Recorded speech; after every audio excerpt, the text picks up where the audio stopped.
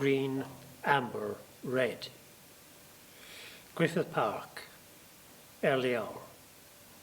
I can hear the distant siren of an ambulance. It's an urban cockcrow. Nearby, pedestrian lights on Botanic Avenue. Green, amber, red. And the bleeps, like a heart monitor attached to the morning. 2 winos sleeping in those bushes. Passing on my constitutional, I'm able to hear their repertoire of morning sounds, bizarrely domesticated, like you might overhear in any part of suburbia.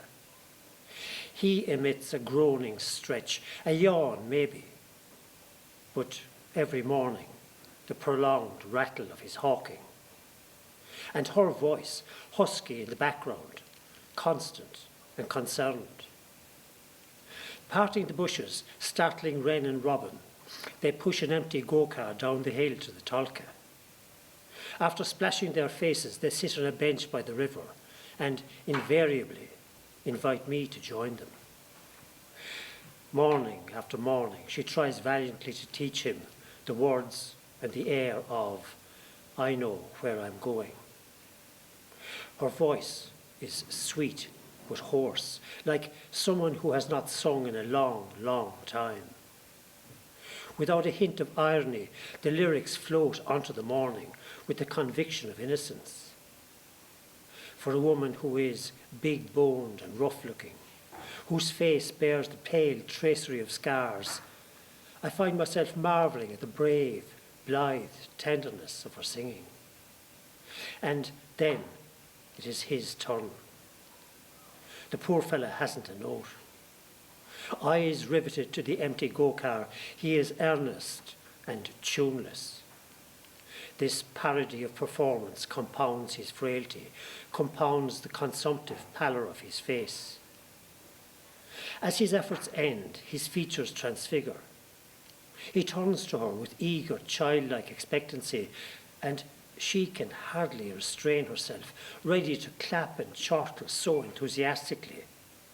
What can I do but join in? All during these days, they never touch a drop. But then, one morning, without hint or warning, they're gone. Not a hide nor hair of them in the general hinterland of Drumcondra. And autumn turns out to be the wettest for years. As the greens of shrub and hedge and lawn fade into amber, our paths cross once more. Out walking one evening, I've just passed a patch of waste ground when I hear a hollering that seems to be hailing me. There she is, in the middle of a menagerie of horse and human, around a bonfire, gesticulating at me to join them. Seeing my hesitation, she rises uncertainly, grabs the same battered go-car and stumbles in my direction.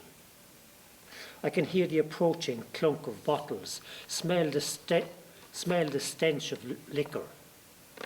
She is wearing a black eye patch. Before I can stop her, she raises the black patch to expose an eyeless socket. Lost in a fight, she says. And her partner, I inquire.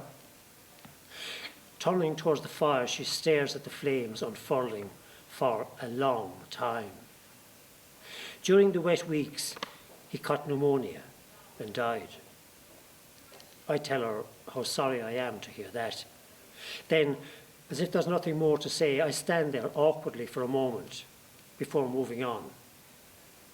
But I could have admitted that there are mornings when I think of 3 nameless people sitting on that bench by the river. I could have told her that I often think of a short idyll one August in Griffith Park when a woman's voice, against all the odds, brave with tenderness and love, sang to a man who, as he listened, had a childlike smile dawning on his haggard face. Feather beds are soft, painted rooms are bonny, but I'd leave them all to go with my love, Johnny.